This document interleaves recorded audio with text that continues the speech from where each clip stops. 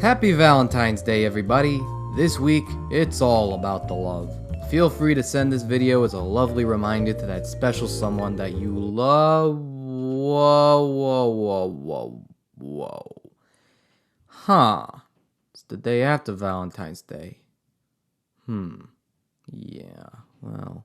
Conflicting schedules aside, at the very least you have a friendly belated video to send to that special someone. And what better episode to go with than the Valentine's Day special for the new adventures of Winnie the Pooh.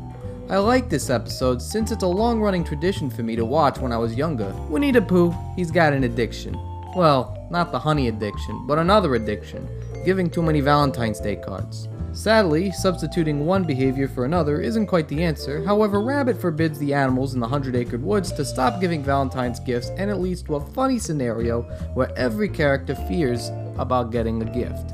Up to a point when they realize it's potentially Christopher Robin giving out these Valentine's Day cards, and that leads to a funny play, and I don't want to spoil the rest, it's a good episode. Pooh and his friends want to find out who's behind the new cards, and we find out that it isn't Christopher Robin, and who it was instead. It's pretty endearing. Not to the point where it's like the end of the first movie, where Christopher Robin talks about growing up, but something that sticks to you when you consider the character who does it. It's one of the reasons why I feel as characters, Winnie the Pooh and his friends have stayed with people for so long.